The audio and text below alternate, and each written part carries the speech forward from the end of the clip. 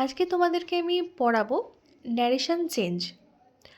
Narration change করার আগে তোমাকে জানতে হবে যে ন্যারেশন কথার অর্থ কী। ন্যারেশন কথার অর্থ হচ্ছে উক্তি। এবার উক্তি কাকে বলে? মানে বক্তা যখন কিছু বলেন সেটাই তার স্পিচ বা উক্তি। এবার ন্যারেশন দু ধরনের হতে পারে, একটা হচ্ছে ডাইরেক্ট স্পিচ, একটা হচ্ছে ইনডাইরেক্ট স্পিচ। ডাইরেক্ট স্পিচ কাকে বলে? যখন আমি তোমাকে কিছু একটা কথা বললাম, ধরো বললাম আমি আজ অসুস্থ, এটা হচ্ছে ডাইরেক্ট স্পিচ। এবার তুমি হয়তো সেটা গিয়ে কাউকে বললেন যে ম্যাডাম বলেছিলেন যে তিনি সেদিন অসুস্থ ছিলেন। এই যে ভার্বটা চেঞ্জ হয়ে গেল, টেন্স চেঞ্জ হয়ে গেল, কথা বলার ধরনটা আমি থেকে তিনি, এই যে প্রোনাউন চেঞ্জ হয়ে গেল, এই যে পরিবর্তন, এটা হচ্ছে ডাইরেক্ট থেকে ইনডাইরেক্ট হওয়ার মাধ্যম। এবার ডাইরেক্ট স্পিচ থেকে যখন আমরা ইনডাইরেক্ট স্পিচ করতে যাব তখন অনেক কিছু ওয়ার্ড চেঞ্জ হয়ে যায়। যেমন টেন্স পাল্টে যায় তেমন কিছু কিছু ওয়ার্ডও চেঞ্জ হয়ে যায়।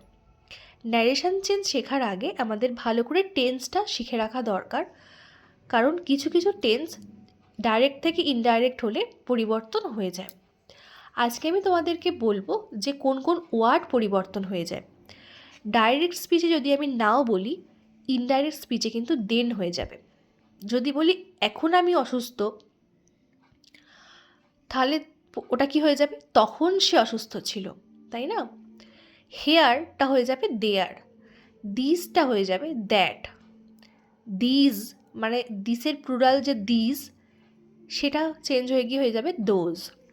কাম হয়ে যাবে গো, এগো থাকলে হবে বিফোর, টুডে থাকলে হবে দ্যাট ডে, টুমরো থাকলে হবে দ্য নেক্সট ডে, ইয়েস্টারডে থাকলে দ্য প্রিভিয়াস ডে হয়ে যাবে, লাস্ট নাইট থাকলে দ্য প্রিভিয়াস নাইট হয়ে যাবে।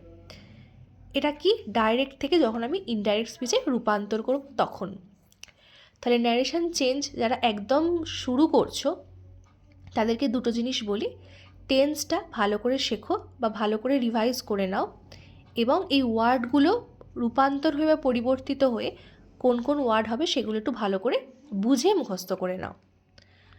পরবর্তীকালে তোমাদেরকে বড় ভিডিওর মাধ্যমে আমি আরও ডিটেলসে ন্যারেশন চেঞ্জ স্টার্ট করে দেবো।